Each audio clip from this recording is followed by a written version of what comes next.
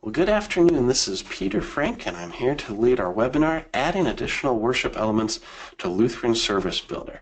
This is the fourth in a series of 4 webinars going through all the aspects of Lutheran Service Builder. So we started off on Tuesday morning with a very basic introduction. We've slowly got more advanced into the intermediate range Tuesday afternoon and also this morning. This one here today is really for the advanced users. And it's not that these things are as more difficult than anything else, maybe a little bit, but more so is that these are things you don't do on a very regular basis, or you may not use at all. But we want to show them because there's some valuable tools for people when they need it. So again, my name is Peter Frank, and I'm the Senior Marketing Manager for Concordia Publishing House. I've been with our company for about 10 years. Lutheran Service Builder is kind of new to my group, at least. We had some changes here end of last summer. So I'm fairly new to this. I'm by no means the expert, but the experts have trained me, and so I get to share that information with you. So my contact information is on the screen. You're welcome to email me or call me. I'm not often in my office for as long as I am during these webinars, but you are welcome to give me a call or shoot me an email anytime. A couple of housekeeping items before we get too far. So there will be about 50 minutes for presentation. If this afternoon is anything like the previous 3, I will go over that, but I'm sure trying to keep it to that 50 minutes. And then we'll have 10 minutes for questions. Now, unlike previous webinars this week where I've said focus the questions on the materials that we're covering, you can ask any other questions. It may take me a second to shift gears back to that, but if you've got questions, please go ahead and ask them. You can ask these questions throughout as you're thinking about it. I will be checking over this again a little bit. If you see my eyes drift over there, that means that there's some questions coming across. I may choose to answer it then. Most likely I'll save it for the end. So the recording will be shared, and actually one of the questions is I had just looked over said somebody missed Diana missed this morning's class. They will all be offered again. Oops, I guess my slide didn't advance. There we go. They will all be shared on our YouTube channel by the end of today is my goal, and that should be able to happen. And then they'll be offered again in the beginning of May. I believe it's May 2nd and May 4th. So you can attend live again there, or you can invite others who might benefit from this. They can attend then as well. We are going to have some overview webinars on about a monthly basis the rest of the year. Those are for brand new users who really just want an overview of what Lutheran Service Builder is. But these more advanced ones, they're going to be available all the time on our YouTube channel. All right, so Concordia Publishing House, I've talked about us a little bit with each one, so I'll do this very briefly. We've been the publisher of the Lutheran Church Missouri Synod since 1869, and we've gone from printed materials in German to digital materials, of course, in English, and in many other languages too, that go to serve the church, to serve church workers, to serve individuals, but really just to proclaim the gospel and to share God's word with his children, everyone who needs to hear it. So that's what we do. Lutheran Service Builder is an extension of that, where it helps you proclaim the gospel to the members of your congregation through worship. A few assumptions that I make about you. I always make assumptions about my attendees. It helps me really focus the content. I'm assuming you're very proficient with Lutheran Service Builder. And if you were brand new at the beginning of the week and you've attended the other 3, well, hopefully you're proficient now. I'm assuming that you have probably trained others on the software. So you should know the things that I covered earlier this week pretty well inside and out. If you don't worry, you'll still get some value out of that, but this is kind of how I made the course material. I am assuming you're eager to add your own content. That's really what it comes down to, is short of taking everything exactly as it is from here. You want to add some additional things. We're going to look at that, adding a hymn, among other things. Lastly, I'm assuming you're very busy. I always assume that people in the church are busy. So if this is not valuable, please don't spend your time sitting here. Go doing what you need to do. You can always look back at the recording. But I do thank you very much for being here. I mean, we've got a large group already. It just shows that this is a subject that people are wanting to hear. So thank you for being here. Now is your chance to tell me a little bit about yourself. I'm going to throw a few polls out there just to help me get an idea of who's here. So the first one will ask what your role in ministry is. And just pick the one that best describes you. They're pretty straightforward. We've put them in some categories. So this is a little bit of a surprise that it's mostly administrators again, but I'm guessing that you've been tasked with adding worship elements, as some of the questions I've had come across kind of indicate. But then we do have a couple pastors, a couple musicians, and others here as well. So thank you very much for doing that. My next question, which I also ask very regularly, is what's your feeling on technology? So if you've been in the last ones, this is the fourth time you've answered this. I'm sorry for the repetition, but it does help me get a good idea in terms of who's sitting here, what the skill level is, what the excitement about new technology is. And yep, just as I expected, just about all of you are very excited about technology. If you're not, it's okay. This is not real technological as much as it just gets into getting things right. So if you have attention to detail, you'll be just fine. All right, I'll close that off. The last one is not related to this presentation, but would really help us as we're developing new product. What lectionary does your church use? The 3 years is by far the most common that we've found, and in these webinars when I've asked that, it's the same thing. And yep, looks like once again today, we're already at well over 90% are using the 3-year lectionary. But don't feel bad, 1-year lectionary users. We are looking at ways that we can provide more products that apply to the 1-year church lectionary as opposed to just the 3 years. So we're looking at where we can do it with both. So thank you very much for taking those polls. I really appreciate that. That helps me a lot. All right, goals for today. First, learn how to use my worship resources. And this is an area of the software in Lutheran Service Builder that you don't have to use, but it's there for your benefit when necessary. So we're going to go through a number of different examples of how you can use that. Can be a little bit tricky sometimes. I've found that as I've been learning how to use it and preparing for this to make sure I get all the edge cases. So we'll walk through some of that. We'll try to create, export, and import custom services. And when I talk about custom services, I'm looking at changes to the existing services, not necessarily writing it from the ground up. That's in most cases unnecessary to write it from the ground up, from just scratch. So you'd probably take an existing service and add or remove elements and want to use that again. And we'll talk about that as we go. So then we're going to look at creative worship. And I hope it doesn't sound too much like a sales pitch as I get into it, because creative worship is a fantastic resource. We've had hundreds of churches use it over the years. And I don't know how many of them, how many of you who use creative worship are as familiar with how to use it in conjunction with Lutheran Service Builder. And so we'll go into what it is, not in great depth. We're going to focus on how to use it with Builder. Okay, lastly, we're going to import the LetUsPray files. And these come from the LCMS on they're prepared, the prayers of the church prepared for each week. This is so simple. It's only going to take us a few minutes to go through. More than anything, I want to show you where to go to get it. But once you get it, it's a piece of cake. So we'll look at that. That'll be the very last thing we touch on before we get into question and answers. So let's go ahead and get started. My worship resources. This is the big topic of discussion today. Let me make sure that you can see my screen. Good. You can see Lutheran Service Builder. My worship resources is this button with the tool on top that you see shows that you're creating, that you're building up things in Lutheran Service Builder. So when you get there, you'll see this kind of a blank slate. And I did that intentionally. I had plenty of other resources in here, but I wanted to show what it looked like. And you can do things in a variety of different ways. You can create collects. Common elements is going to be the most common one you use. You can add copyright holders to it. We'll talk about that as we get into hymns. Liturgies, you could build out your own liturgies. So if you do want to do it from scratch, you can. We're not going to get into that today, only because that's really an edge case. That's for our most eager advanced users. So we're not going to get into that today. We will show how to add a hymn in there. And we've got a great example to use, and that tool is really cool. I'm excited about that. So psalm tones, rights, tunes, you can add other things in that. We're not going to be focusing on everything because the basic principles will apply. So going back in here, we're going to add a collect.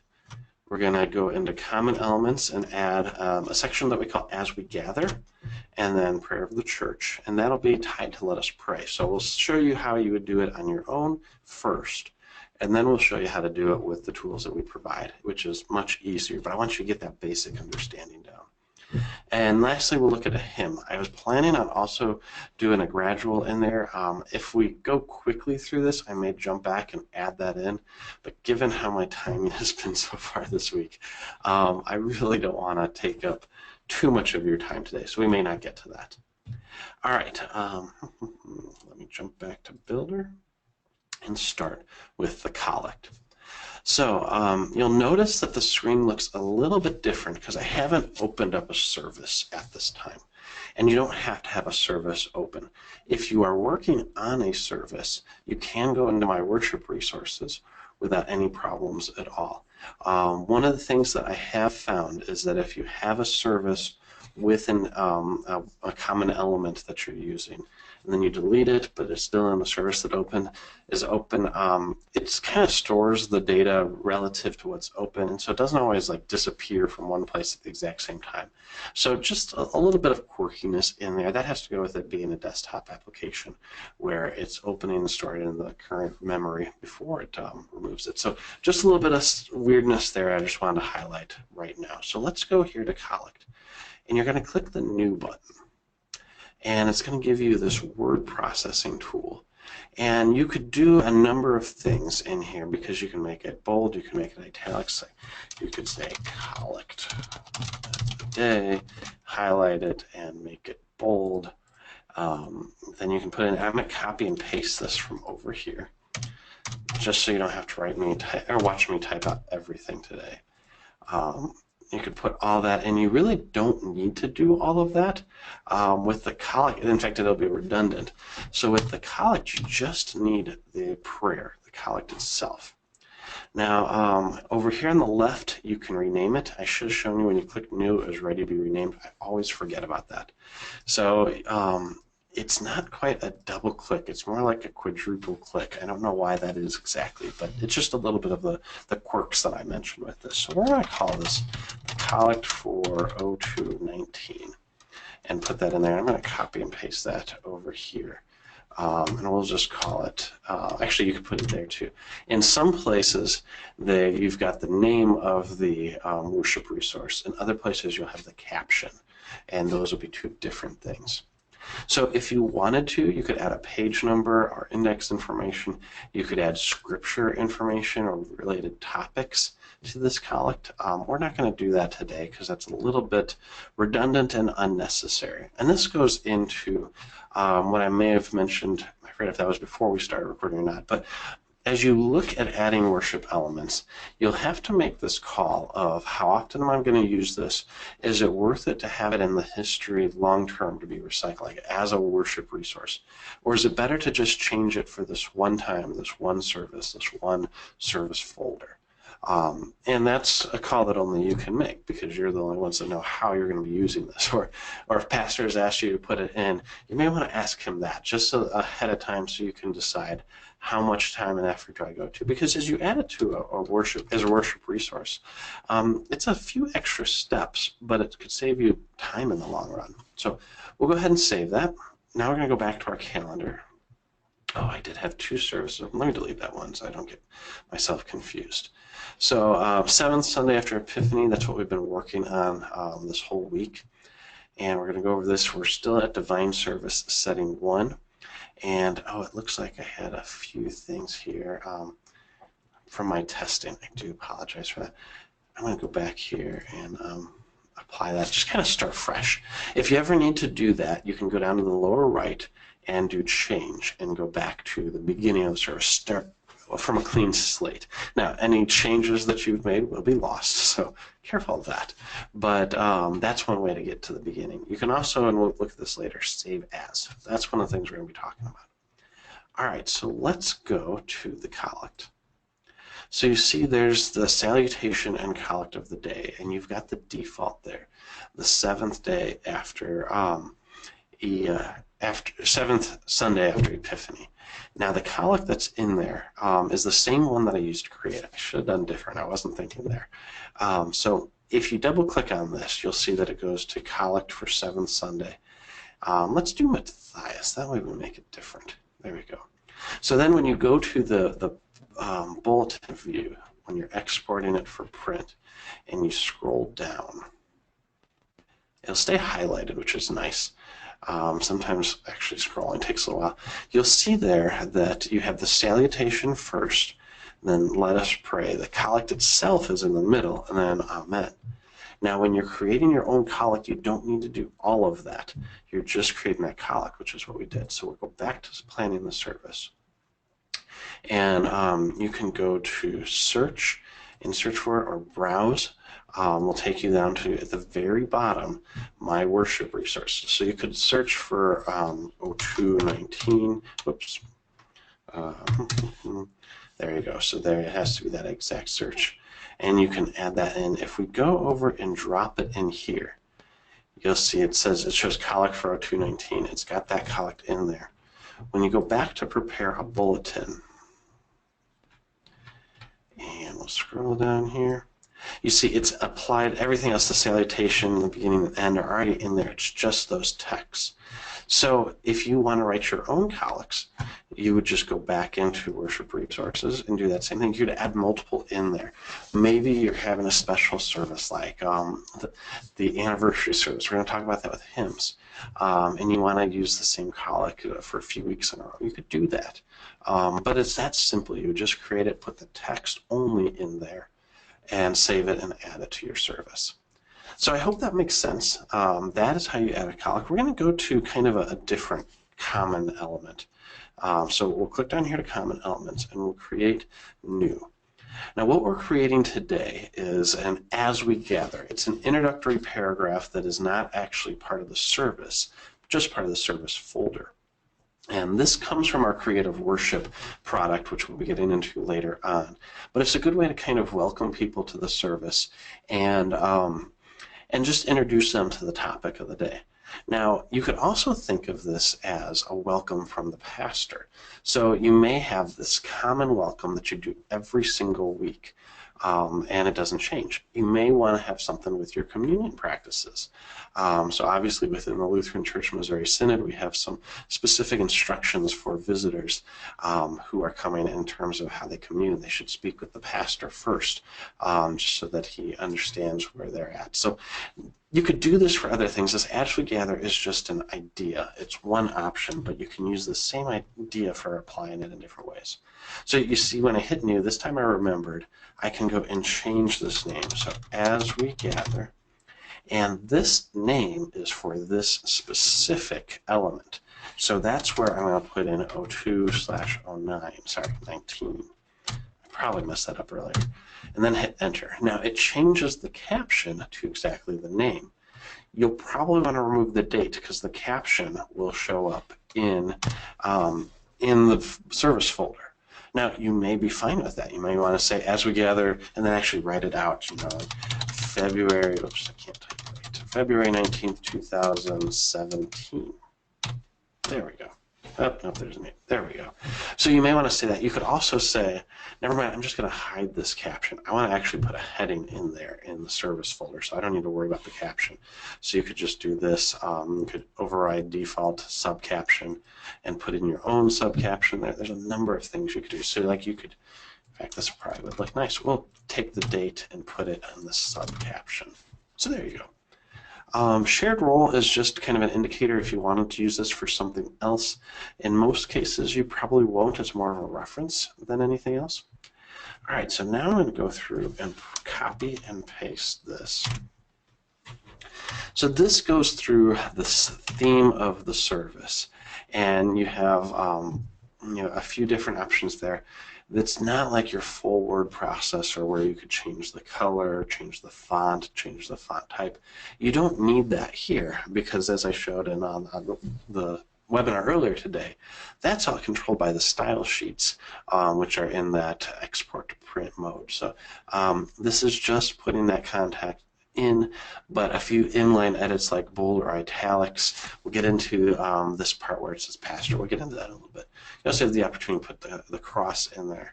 We're not going to worry about that today, but those are there. Now we'll hit save, and we'll go back to planning the service. And this is where I showed this in the last webinar where you, as you click on certain things, elements of worship, you can see that it changes what your options are in here based on their type. So like what we went through earlier this morning, when you add the rite of baptism to a service, you wouldn't go and just change one of the current elements and find the rite of baptism. You would go and you could click insert up here, and that's what we're going to do for this as well.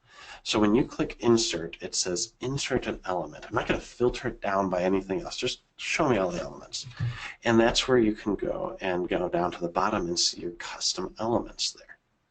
So we're going to grab this custom element of as we gather and drag it all the way up to the top. And you probably can't see that on your screen. It's going to be really tiny. There's going to be a little arrow there that says where it goes. And so as we gather, it gets added before anything else. And so as you go over to the right here, you'll see, and I'll clear out my search just so that's not there, you'll see on the right, as we gather, and the details. Now, we covered this last time. You can add notes in here if you wanted. We don't need to worry about that right now, but you've got your as we gather in place. Now, I'm going to go here to prepare a bulletin for the service, just to show you what that looks like. And you'll see in here it's showing that there's no subcaption. I think that's that option that I clicked before. If we put title, now this caption and subcaption showed up, and it says as we gathered, and then the date is there in the subcaption, and all that looks pretty nice if I do say so myself. Not to brag because I didn't write it, but I think that works out really well. And I'm just going to save this as a Word document real quick. And I'll show you what it looks like in here.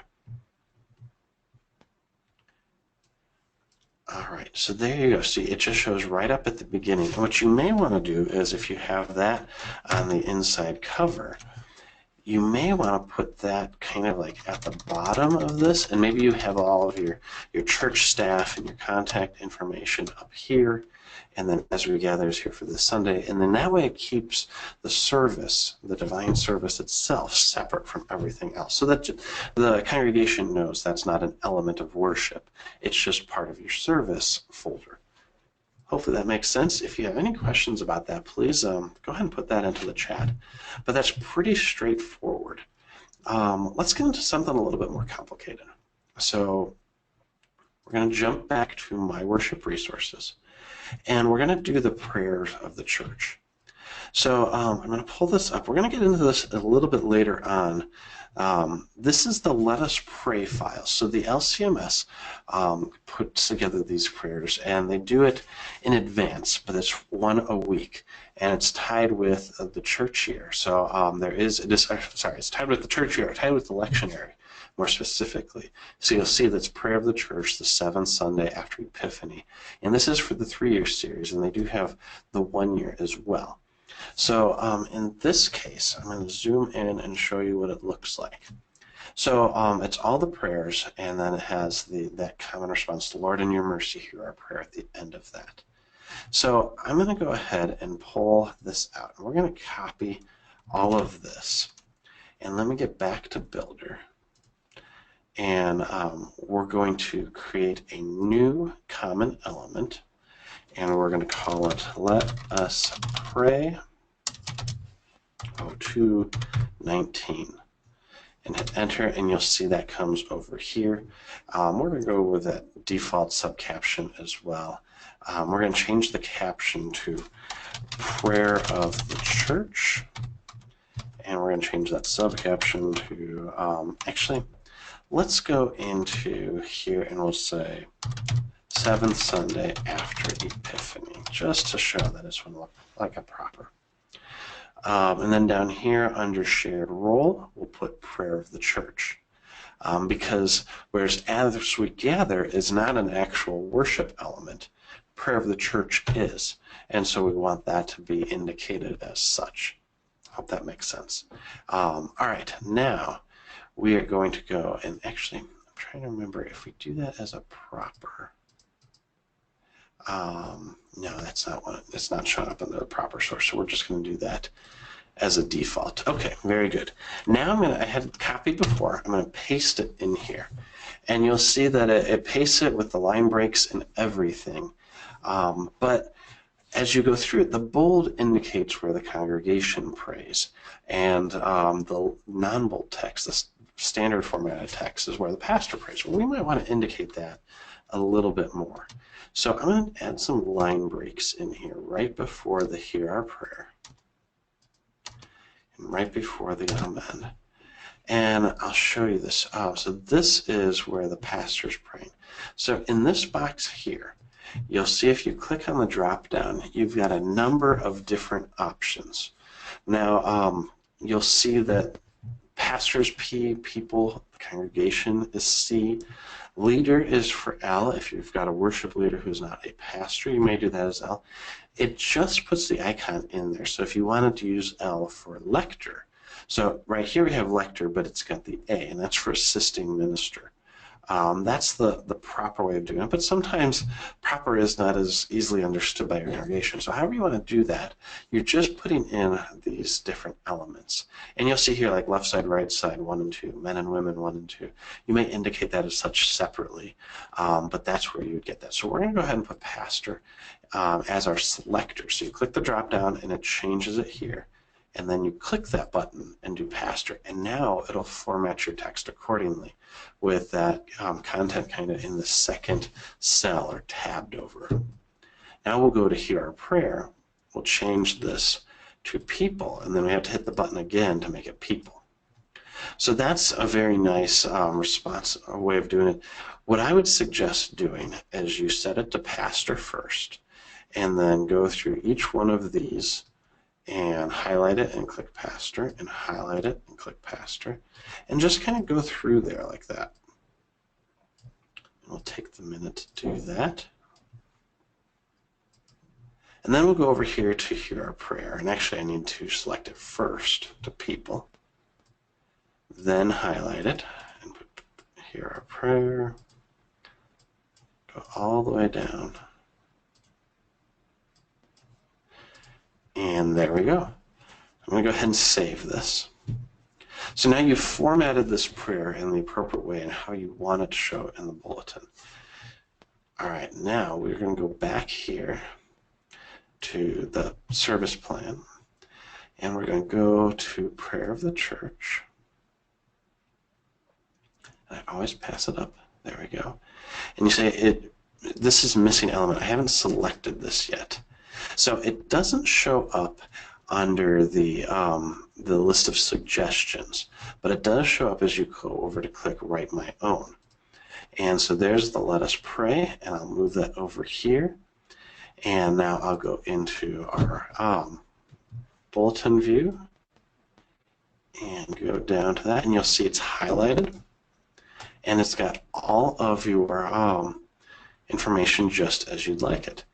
Now, yeah, you can change it so it's just prayers of the church or text. I'm not sure where my subcaption went. I may not have saved that properly.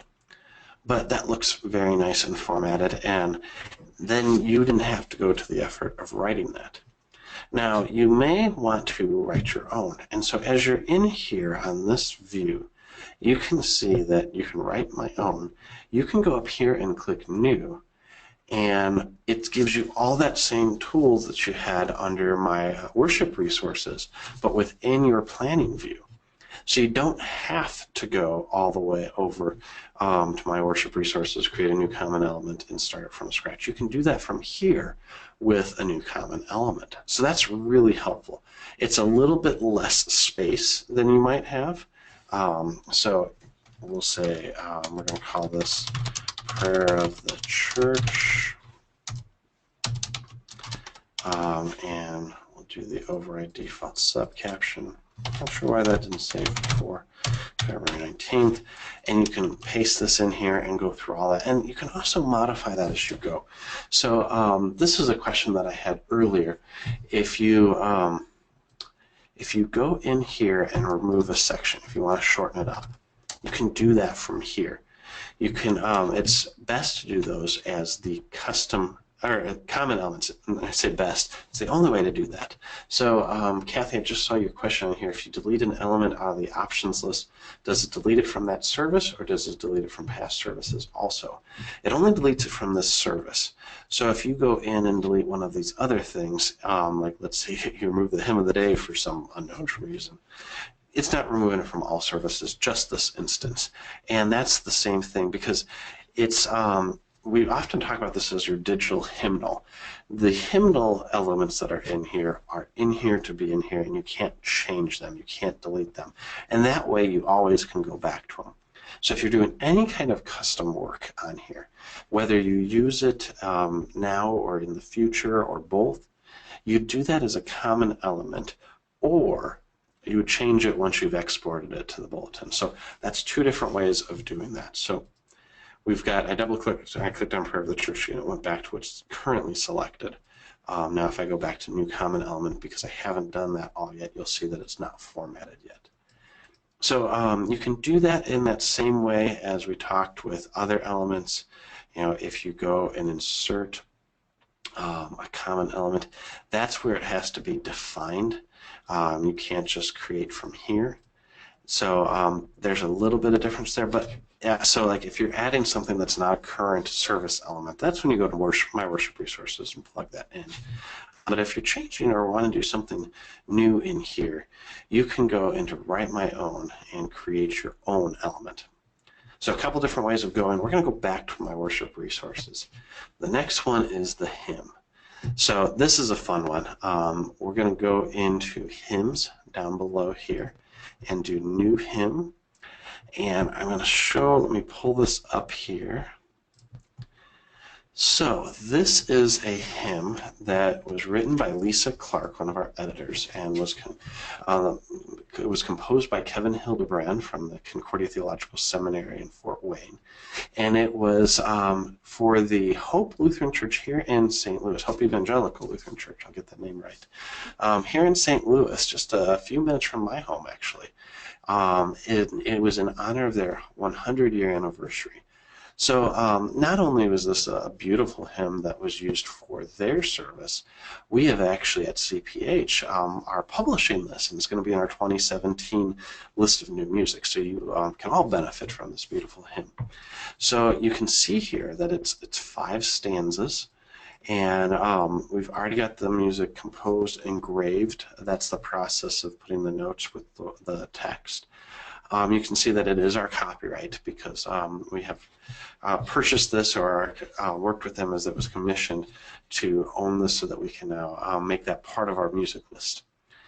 Sorry for the jumping around there. Sometimes I get a little quick and happy with my mouse. So what we're going to do is we're going to bring this into Lutheran Service Builder because we want to use that. And for example, with Hope, in order to help teach the congregation this, they did it on a monthly basis. It wasn't just a one-time use. And if you're going to commission a hymn for an anniversary, you want to get a little bit more use out of it than that one time. And that's what they did. So rather than just taking this image and pasting it into their bulletin, which is kind of outside the process, they can't track their usage of the hymn, they can't see how often they've sung it, we're going to bring it in here. All right, so new hymn, and I'm going to pull open this Word document. So I have all of the text here, just as text.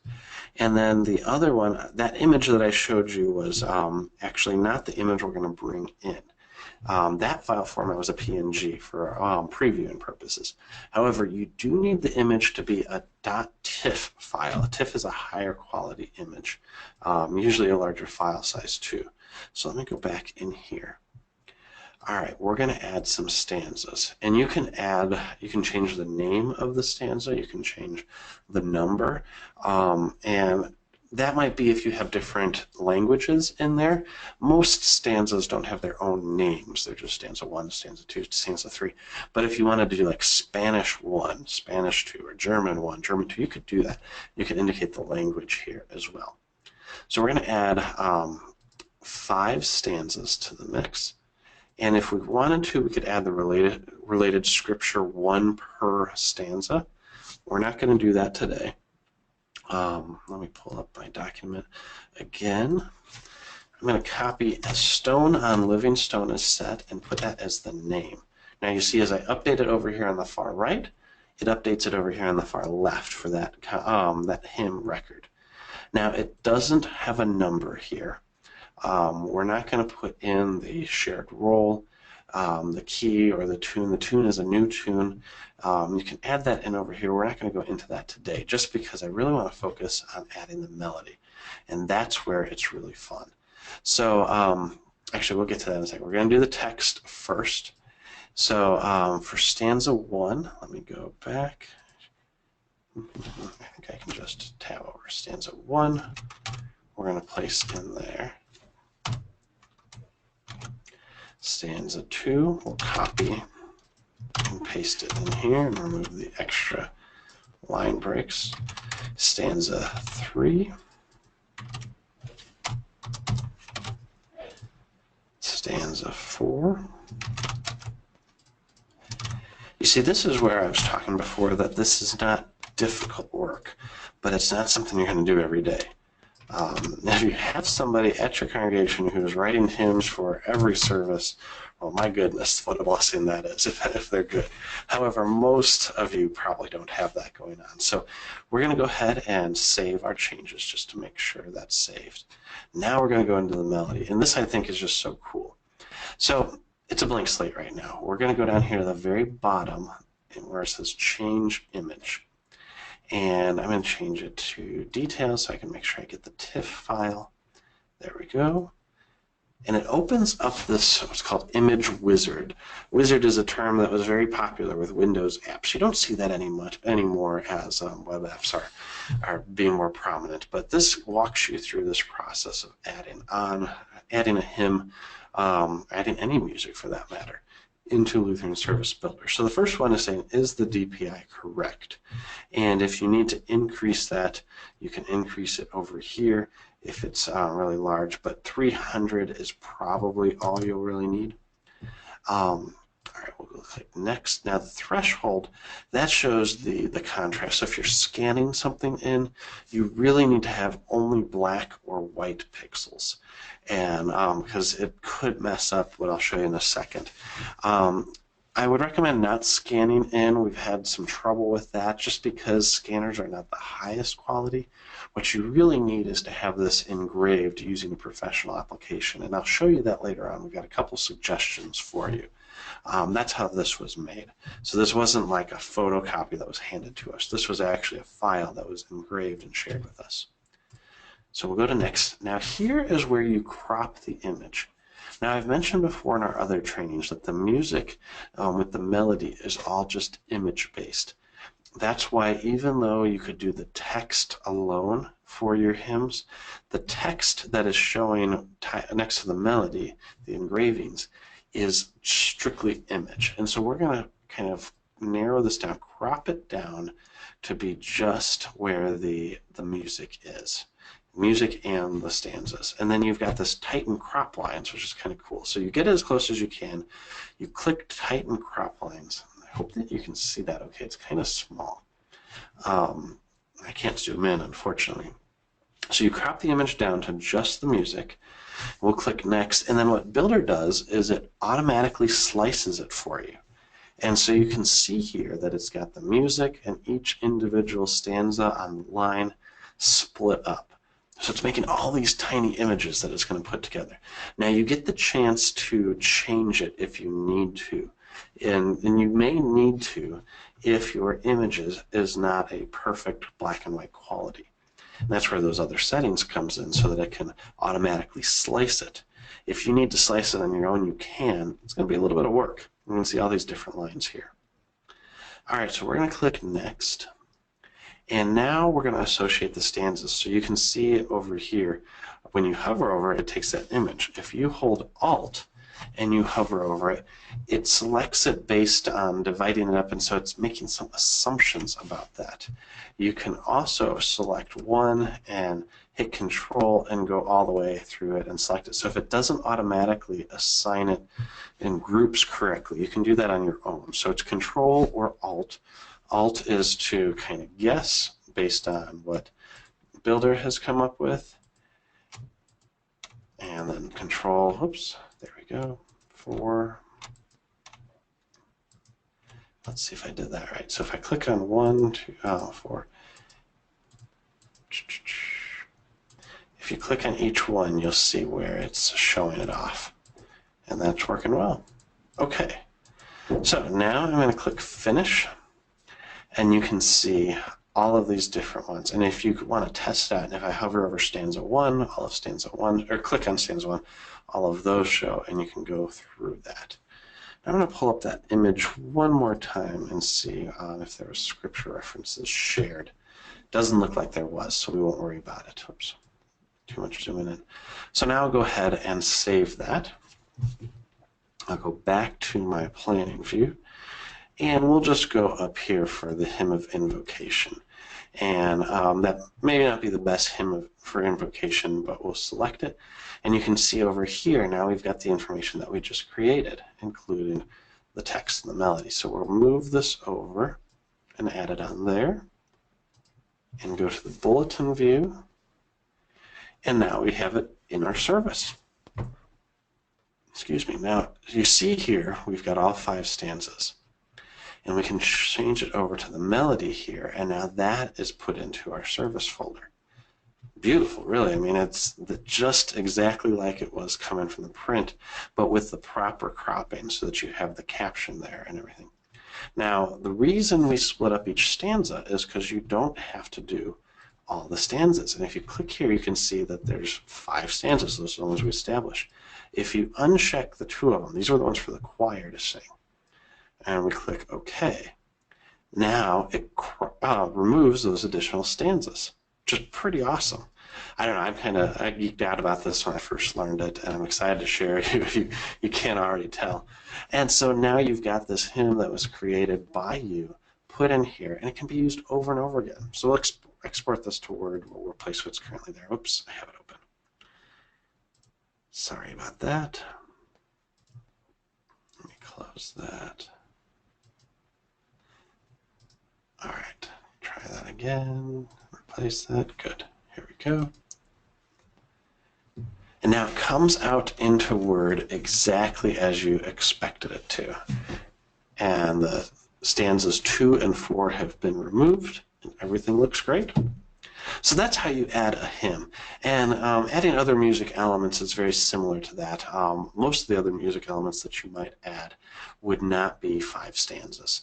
So they might go a little bit quicker, although I mean, we only took a few minutes to do that. So that is how you add music. Let me get back to my presentation here. So if you are creating music and bringing it in here, most likely you already know about these, because this again is more of an advanced user role. But you can use the music notation software like Finale or Sibelius. Those are the 2 of the more common ones. There's a number of others out there. Finale claims to be the gold standard. From what our music department said, that's what most of our composers use. Not all of them, but most of them use that. Many others use Sibelius, or most of the ones who don't use Finales use, it's not Sibelius, Sibelius. Can't pronounce that. Oh. But we have no direct connection to this. Don't see this as me selling you on it. It's just what's most common in the industry. So that's what you would use. All right, we're going to talk about custom services rather briefly because once again, I'm running short on time. That's a common trend. So let me go back here to common services. So we've made a couple changes to this service. Not a lot, but we've made a few. So if you want to export this service, like let's say you always want to have an as we gather there, and it may, may not, you don't always want to have the same one. You can go and save this service as, Divine Service Setting 1 with As We Gather, because every week you're going to have an As We Gather. When you then go and plan for the following week or a future week, and you say, okay, we're going to do this on the Transfiguration, plan the service, you get this custom order of service here, which includes As We Gather. Now, it doesn't include our custom hymn because we just use that as the hymn of invocation. It's just what we're using for that element. It's not a new element. So we can go in here and click OK. And now we have As We Gather, but we could add other things to add As We Gather. Any of the other common elements.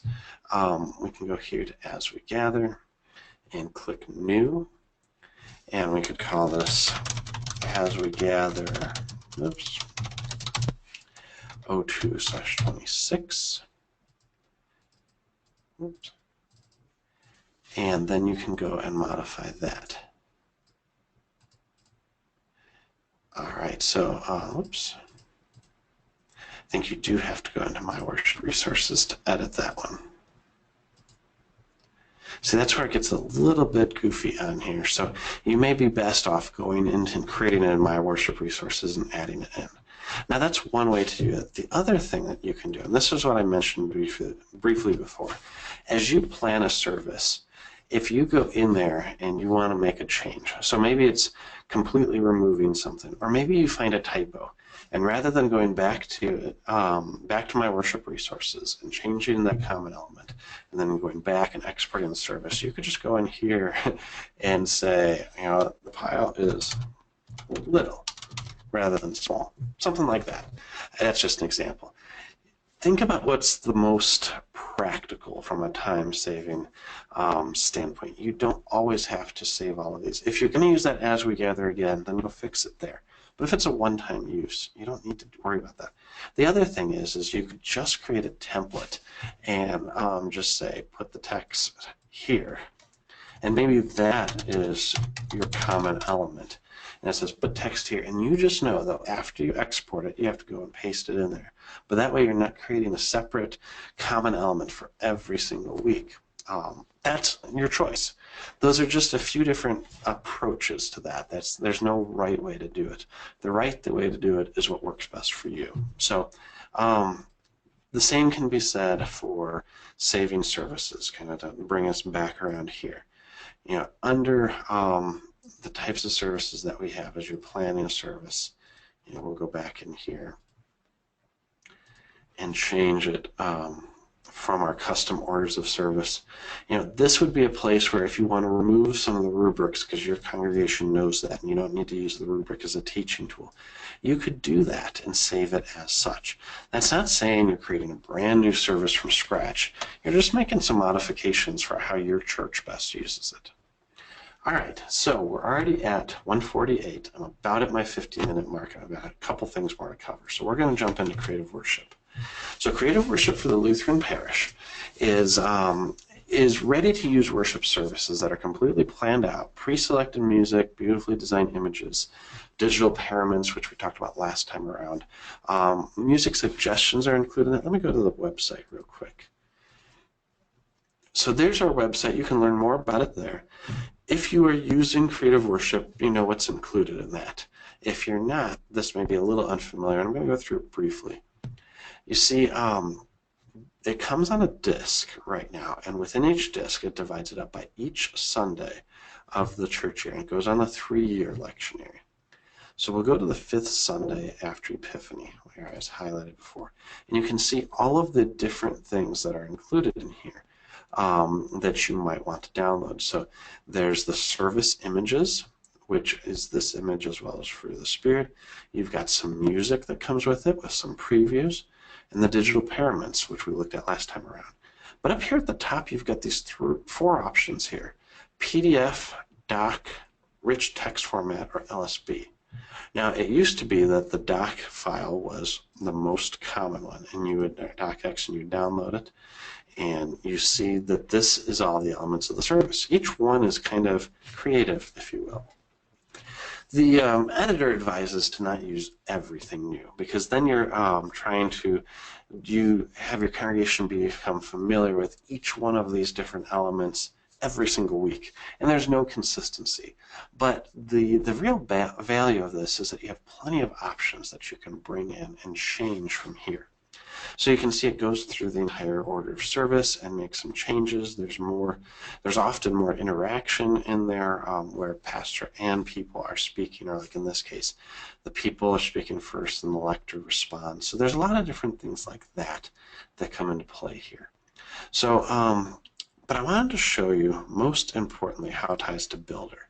So you have this LSB file that when you download it, you'll see it comes down here, and open it up into, you just open the file.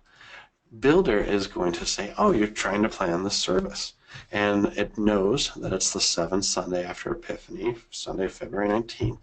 You go to plan that service, and all of the elements from Creative Worship are included in here, which is fantastic. Saves you so much work. And Creative Worship provides you some options too as you go through here in terms of what you want to call it, so the different themes. There's usually 2 options for a lot of the different worship elements, and it makes suggestions for hymns as well. And there can be hymn introductions, all sorts of very creative elements, but it does it all for you. And then you can go and you pick and choose what you want. And you can go to export it for print. If you really like that style that we have, that sans serif style, as you see here, that's all just Arial. That's where what I was talking about earlier today, you can switch it to the Creative Worship style.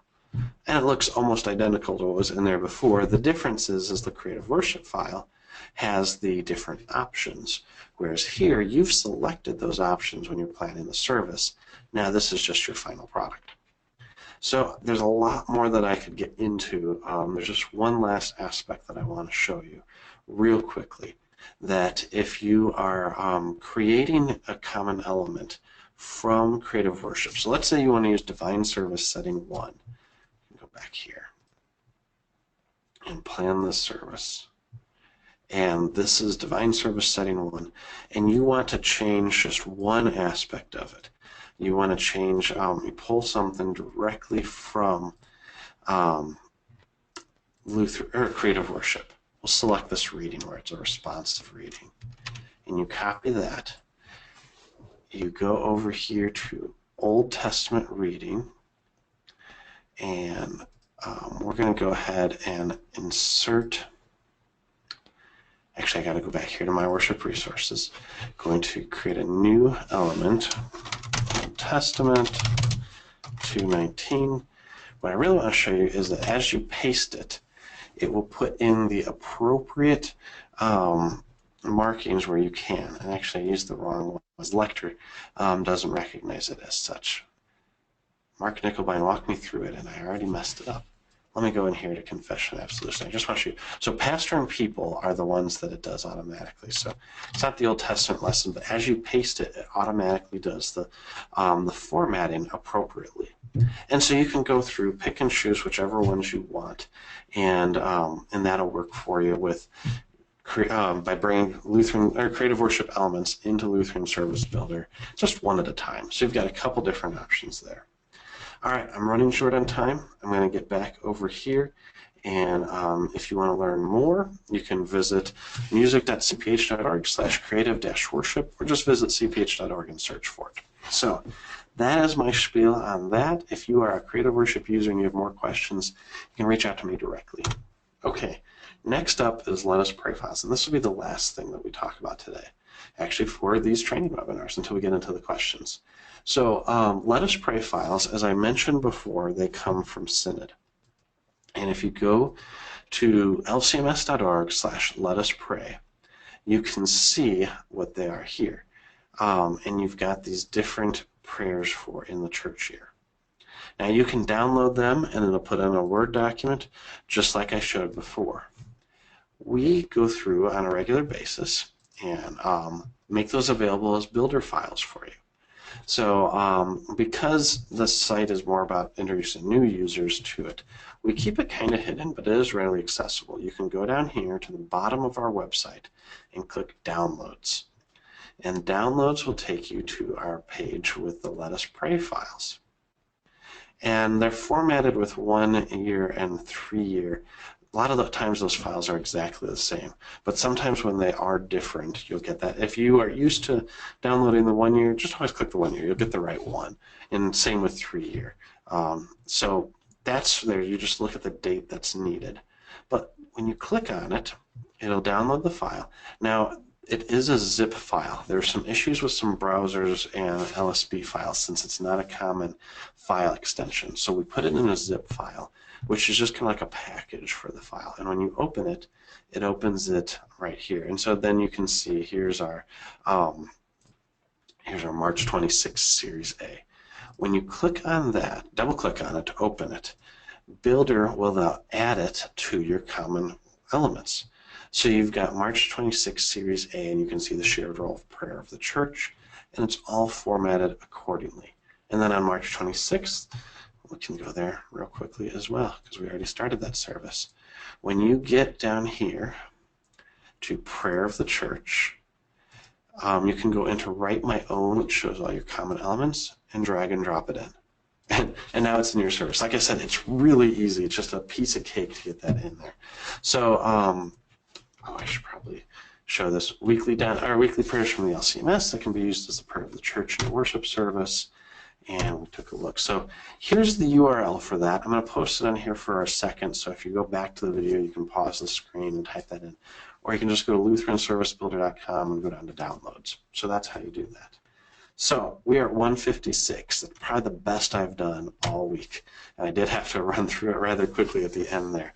Additional information at LutheranServiceBuilder.com. I'm going to highlight the contact page where you can go and get our sales team or our support team's information. You can visit the help center where you've got more information to go.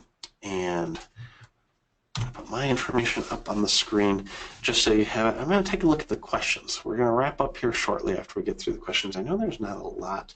I've been kind of paying attention as we've gone through, and there's not a lot of questions. I know some people have had to leave already. I may have answered all of them. Let me review that as well. So Kathy's question, which was asked before, and I answered before, I'm going to answer for the benefit of everybody. How come when I try to edit an existing collect, it does not always save? I usually end up creating a new collect to get exactly the wording the pastor wants. That goes back to the fact that the collects come from Lutheran Service Book and its related resources, and you can't change what's in there. But you can copy and modify as a custom element or common element in My Worship Resources. You can also modify it after you export it to the bulletin view. And that allows you to just make whatever changes you want just for that worship service folder. So that, to answer that again, so thank you for that question, Kathy. It was so good I wanted to answer it twice. There's another question about when these would be offered again. I can't remember if I said this during the live presentation, the recorded version. Come back in May, and I'll go through these 4 sessions again, May 2nd and 4th.